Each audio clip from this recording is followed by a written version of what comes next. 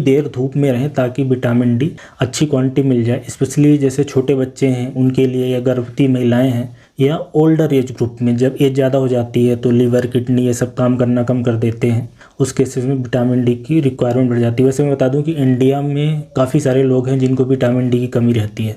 कुछ स्टडीज़ तो ऐसा बोलती है कि 80% से भी ज़्यादा लोगों को विटामिन डी की कमी होती है। अब आपको ये समझना है कि विटामिन डी बनता कैसे, उसके बारे में थोड़ी सी बात करते हैं। कि सन से जो लाइट आती है उसमें अल्ट्रावायलेट बी टाइप की लाइट जब स्किन में पड़ती है तो स्किन में होता है 7 हाइड्रॉक्सी कोलेस्ट्रॉल। 7 हाइड्रॉक्सी कोलेस्ट्रॉल को स्किन को कन्वर्ट कर देती है विटामिन डी में। देन स्किन से ये विटामिन डी जाता है लीवर में, जहाँ पे इसको थोड़ा सा और प्रोसेस करा जाता है तो वो कन्वर्ट हो जाता है 25 हाइड्रॉक्सी विटामिन डी में।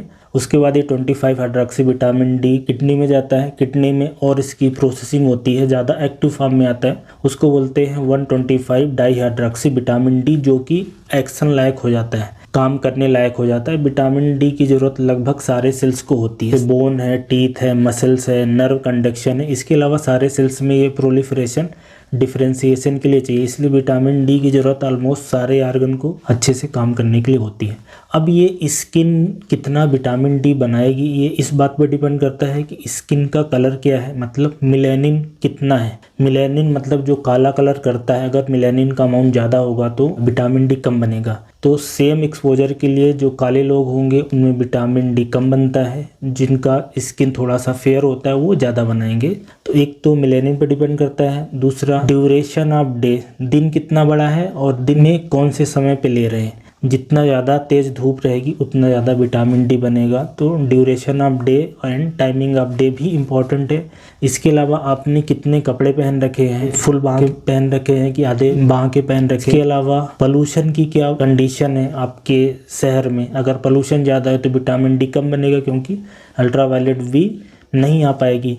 ऐसे ही अगर मौसम क्लाउडी हुआ तो क्लाउडी, पोल्यूशन का ड्यूरेशन है, मिलेनिन की मात्रा और स्किन की कंडीशन, जैसे उम्र बढ़ती जाती है वैसे स्किन पतली होती है तो विटामिन डी बनाने की कैपेसिटी कम हो जाती है। इसलिए जो बुजुर्ग पॉपुलेशन होती है जो 60 साल से ज़्यादा है उसकी स्किन कम बना पाती है विटामिन डी, इसलिए उनको विटामिन डी की कमी होना काफ़ी कॉमन हो जाता है। तो ये सारी बातें कंसीडर करते हुए जो फाइनल कंक्लूजन ये है कि पर डे कितना धूप में रहें ताकि हमें विटामिन डी मिल जाए। 600 इंटरनेशनल यूनिट पर डे का चाहिए होता है। तो 5 से लेके 30 मिनट तक है। ये सारे जो वेरिएबल्स मैंने बताए हैं ये सारे काउंट करने के बाद अगर 5 से 30 मिनट डेली आप धूप में रहते हो तो विटामिन डी की पूर्ति हो जाएगी।